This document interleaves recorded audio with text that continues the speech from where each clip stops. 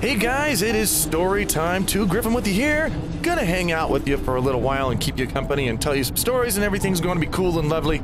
And I hope your day's going well. I really do. I hope that you're having a nice day and that you're happy and that you're feeling good. And here's Fluster. He hopes you're feeling the same way. Say hello to everybody, Fluster. Yeah, there you are. Ah, he knows. He knows he's famous. He knows. Now, if you will notice, some of the more observant of you may have noticed that there has been some progress made on this base that you did not see. And for you out there who's even more observant, you may notice that the title of this episode is Storytime number 69, and there is no 68. Well, I'm just going to be open about this. We did make progress. There is an episode 68, but I'm not going to release it, and the reason why is because the subject I picked to talk about is something that I don't want to discuss on Storytime. Is basically, I thought it would be important to have a discussion about what happened in Las Vegas. And after I watched it back, I uploaded it, and after I watched it back, I realized that that's not what I want Storytime to be about. I want this to be a series where you can click on it, and every time you do, you know that, oh, there may be some serious stories, there may be some sad stories, maybe some happy or fun stories, but you're not gonna get wound up in a bunch of politics or religion or social issues. I don't want that for Storytime. I don't want it to be that way. I want Storytime to be kind of free of that. There are plenty of not that I think that discussing what happened in Las Vegas is bad. In fact, I think there needs to be a discussion about it. It's something that needs to be talked about and discussed. I don't think here is the right place. There are plenty of channels, hundreds, thousands on YouTube where you can go to find discussions about politics and news and current events and you know, debates about what should be happening and what shouldn't be happening. You can get that anywhere, and I don't want this show to be about that at all. So basically, guys, I'm just not going to release that episode. I'm just going to leave it on YouTube, and I'm not going to release it. So I basically, the video that you would have seen today is not, it's not going to be available. And this one is one you're going to get instead, because I've got another story for you. Oh, by the way, we have plans. We have lots of plans, because Fluster got to thinking, you see? And he's really not satisfied with what happened on that exotic planet. He doesn't like the fact that he went up there and only dropped 2 modules and then left and called it a base. So now that we have a big old ship over there that has lots of fuel and can land and take off lots of times without being refueled, we're going, after this base is done, we're gonna go over back to the exotic planet, and we're gonna land and see if we can find anywhere that's even halfway suitable to build a base and actually build a proper base. Something that Fluster has noticed about this planet is that it has tons and tons and tons and tons of hydrazine for fuel, but that's pretty much it. It does have some titanium here, but it's kind of rare, and so we're going to need to trade off everything we can. What we're going to wind up with, as we did when we came here, is we want 2 storage units of resin, 2 storage units of compound, and then we want 1 of copper and 1 of aluminum. So that's what we're going to try and go dig up. We're also going to make a fuel condenser, because we need that. And oh, I also need a, okay, hang on, something I need right now that I can just go ahead and do is we need a habitat. Why you know, oh, there it is. Okay, I goofed. All right, habitat go, because we got to be able to get back on our ship. So anyway, I can't remember if I told you guys about this before or not, but one thing that I used to love to do, see, when I went to Anthrocon or other big cons, back when I was selling stuff at a dealer's table and performing and stuff. Well, there we go. Right up there. One thing that I used to like to do, because at Anthrocon, I made a lot of money. And, well, I mean, there's a lot of money for a weekend. If you put it together throughout all the whole year, then my yearly income was absolute crap, but I made a lot for one weekend. And when I did, every time Anthrocon was over, I always felt generous. So what I do is, the next time I ran into a service person, like maybe a waiter or a waitress or somebody, anybody who takes tips, you know, then I would actually go and I would tip them like $100. I'd give them $100 bill. You know, I do that once every year after Anthrocon, and I do it once every year after MFF too, also. So just because I felt generous, I wanted to do it. Well, I want to tell you about one particular person that I did this to, or for, or I don't know, whatever you want to call it. 8 resins. You know, that would be very helpful. Why don't we just go ahead and send that off to be traded for resin? Bye-bye.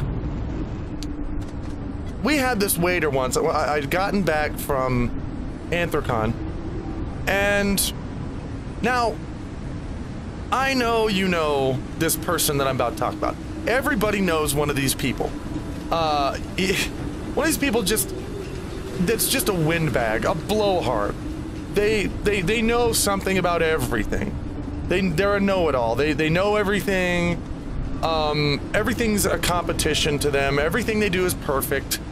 They tell outlandish stories about themselves, and the point of every story or thing that they say just winds up being about how cool they are.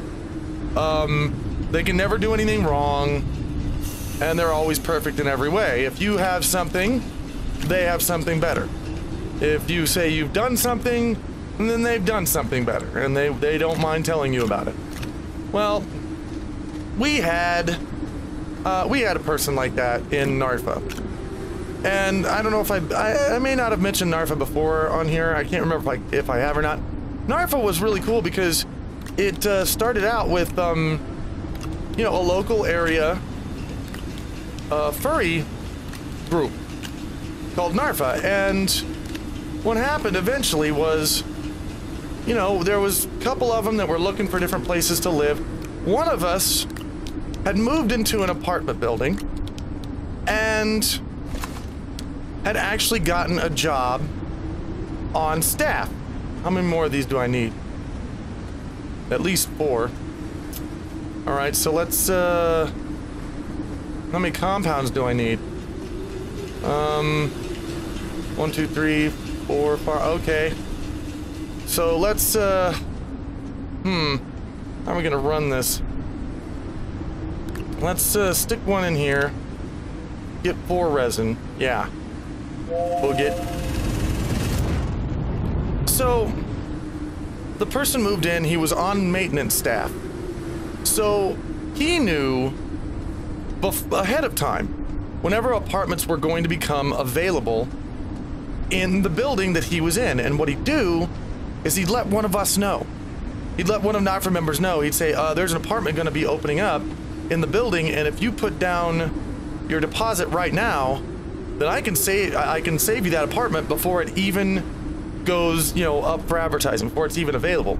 So we do that, and in that way, we took over an entire building. It was nothing but furries. Building with furries. We networked our computers together, and we were playing LAN games, and there were fursuiters walking around on the decks, and just a whole building, and we lived there with each other. We didn't even lock our doors. We just wandered into each other's houses and slept if we want to. We were just, you know, we were just cool. We were just chill. Anyway, that's where this guy was. He moved in to, we called it the cube, the Narf cube, and he was there with us. Well, he annoyed people, to say the least. Everybody's nice about it. Nobody really wanted to jump down his throat because he didn't really do anything wrong. He was just a windbag. He just constantly, all the time, was just talking about himself and how wonderful he was and telling stories that were obviously fake. You know, about the time he got shot 3 times, jumped out a window and kept running, and I think at one point he was working as a spy for the government and blah blah blah. Oops. Time to get inside. So, we're there. I'm just back from Anthrocon, and some of us NARFA members, including him, we go out to IHOP. We're there and we're IHOP, and our server that we got was gay. Oh boy, was he gay. He was, like, just flailing, you know, backflipping, just furiously gay. This guy, he had the whole black lady thing down, and you know, the snaps and the head tilts, and I mean, he wasn't a bad guy. He was actually really nice and he was charming. You know, we liked him. But he was our server, and so he came and he took our orders, and you know, it's like, I'll have the hamburger and the fries. And okay, fries. See what? You know, that's not healthy. You should take the broccoli. Take it from me. You'll be healthier that way. Okay, I'll give you fries this time. Next time you come in, you're getting the broccoli. I mean, he was just so flamboyant. It was hard not to like him. And in between the times that he came by, well, we had our friend over there who was continually talking and telling stories about himself and how perfect and awesome he was. And at one point, we got our food and we started eating it. And he's still jabbering. Well, finally, after he's done jabbering, he picks up the ketchup because he wants to put it on his hamburger or something. And he shakes it up like you do, you know, you get ketchup bottle and you shake it. Well, I watched him pick up the ketchup bottle, and he didn't check the lid at all. He just shook it, and fortunately he was sitting next to the wall. He was on the inside. And when he shook the ketchup bottle, Mr. Perfect over here, that lid came right off and he splattered ketchup all over the wall and himself. And so he's sitting there. Oops. Hey, go back there. There we go.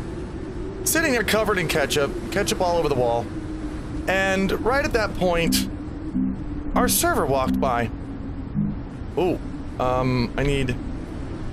need both aluminum and copper, don't I? Yes, I do. Fly away! Our server comes by and just, he didn't intend to stop. He was going to walk by, but he happened to see the dude sitting there with ketchup all over him, and he sort of stopped, and he gave this glare that only a flamboyant gay person can give. Just right at him. Just gave him this stare right at him for a minute. And our friend said, I tightened the lid, I swear. And the guy goes, maybe you tightened it the wrong way, and just threw his head back and floated away like White Queen. And oh god, we lost it. Oh my god, we lost it for several reasons. First of all, because that was funny, and second of all, because we had been waiting so long for someone to come along and just shut him down. He didn't say another word the rest of the time we were there. He just shut up and he didn't say anything else. We had been waiting so long for someone to do that. And guess what? That guy got my $100 tip for that year. And he deserved every bit of it. Yeah, it's interesting. I do that $100 tip, I think. Well, for one reason, because I just want to be generous when I can. But for another reason, it kind of makes me feel good to do something really nice for someone that I don't even know and won't even be able to experience the results. You know, I won't even be able to get a thank you. I won't be able to see, you know, the person's expression. And I don't know, that may be a weird thing about me. But I like doing something nice for people and not expecting anything back. Not even a thank you or a hug or something like that. I just sometimes, you know, sometimes I just want that. Tell you what though, you know what we're gonna do now? I have a beacon, don't I? Yes, I do. Okay. Now, friends, Fluster, the amazing traveling, exploring Sergal, is gonna go out and try and find some more titanium. We have one more titanium. Hang on. Let's just make sure that all the titanium is gone. No, no, no, no.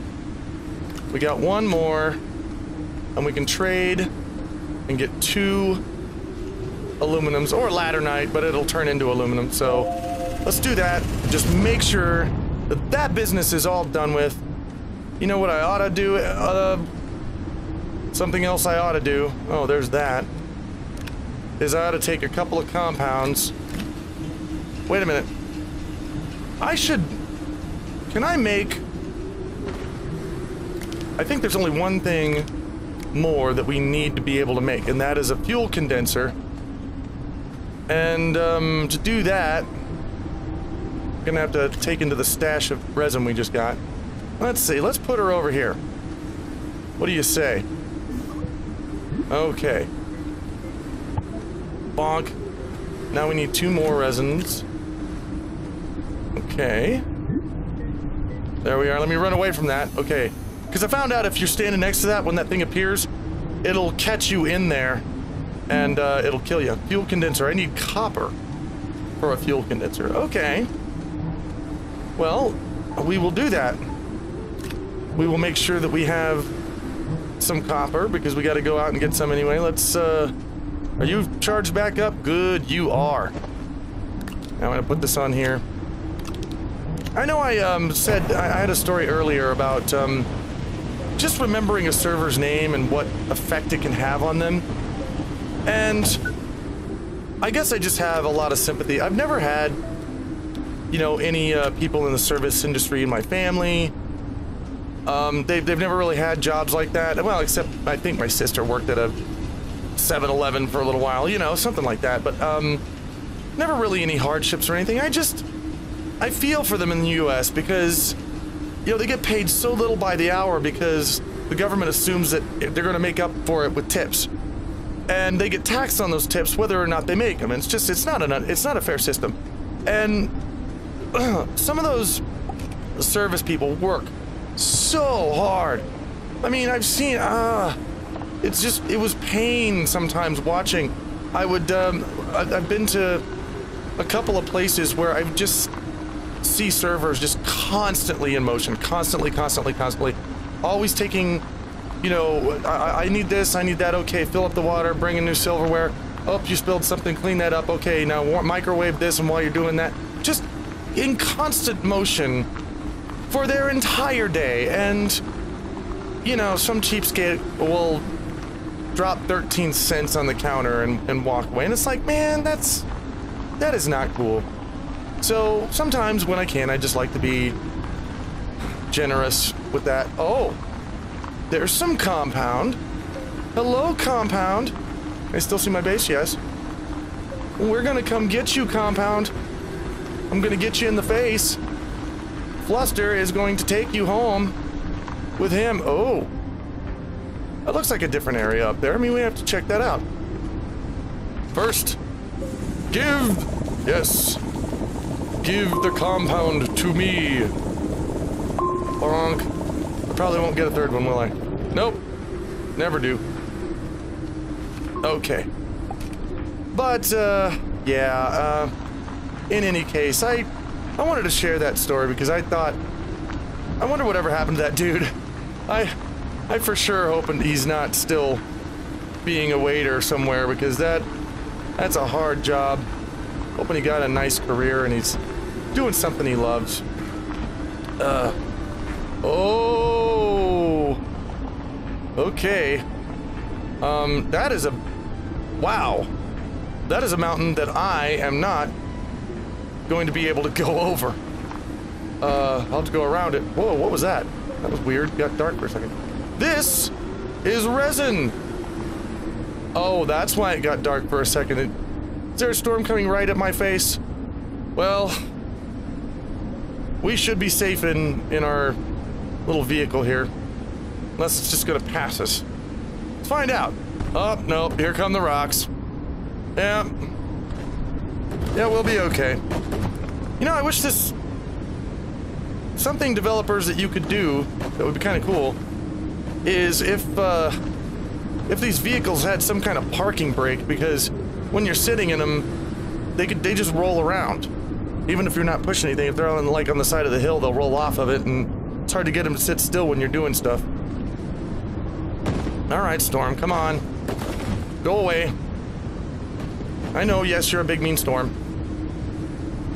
Fluster himself, he's gotten used to these storms by now. He knows what they are, and he knows what they do, and they're not really a big deal to him anymore. He's like, yeah, storm, whatever. Okay. Now we get up. Yeah, I know, it's still a little bit windy, Fluster. Sorry about that. You still doing okay? Yeah, he's doing fine. Okay, so... Is this also resin? Or is this... No, that's more hydrazine. God, this planet has tons of hydrazine. Okay, let's just go and snag all the resin we can. Thank you. Alright.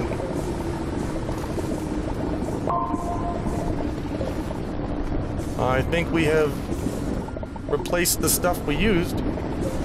Uh-huh. Okay. I think we're good. That's a big hole in the ground. Okay. Well, it's all the resin that was in there, but that's a pretty good haul. In fact, I don't even think I can take anything else with me. I think my pack is full. Ooh. I'm gonna be careful going over this mountain. Bring all this back to base. Yay. Whee! Let's see if we can get him ramped. Oh, yeah. Nice. You can flip this thing over so easy, though. Okay, there's a cave. We'll be careful not to plummet into the cave. That's bad.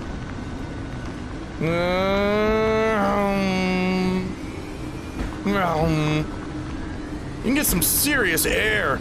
Alright, Fluster, here it is. The moment of truth. Get some serious air off the top of this thing. Ooh. Ooh. Oh, shit, there's my ship. Oh, God. Oh. Oh, I'm glad there's no collision damage. Whoa. Okay. And we're back. I'll just plug the truck in. Bonk. There we go. Boink. We will take this and dump it off where it belongs. Let's see here. I know. Okay. Oh, look at this. 1, 2. Well, we're still gonna have to use some of this, though. Don't forget that. Because we do have to build a fuel condenser. Oh, wait, no. We already built this out. We need copper for that. Okay, never mind. We do have some compound. But we already have 2 full things of compound. Well, we're actually about not to have 2 full things of compound because I gotta make more storage anyway, so... There we go. Whoa! Why are you not... Oh, because I didn't put the stuff on here. Well, that would be important, wouldn't it? Okay. More storage. Because things. We'll just take that. dump it right over there. There we go. All right. So, guys, that is my little story for today. I hope you enjoyed it. And let me know, has there ever been a time when you had a friend or somebody in your life that was just a, you know, just a raging blowhard that got shut down and just felt some satisfaction from it? Or has there ever been a time when you know, have helped out someone in the service industry or given a generous tip or something and felt really good about it? Let me know. Write down in the comments, because I love hearing about that stuff. Hang on. Wait a minute. Lithium. This has been sitting here the whole time. Well, I know what we're gonna do in the first of the next episode. We're gonna go grab that lithium, start trading it off. My goodness, that might actually just fund everything we need. So guys, thank you so much for joining me today. I really enjoy telling you these stories and spending time with you and hanging out, and I hope you enjoy it too. So until next story time, guys, take care.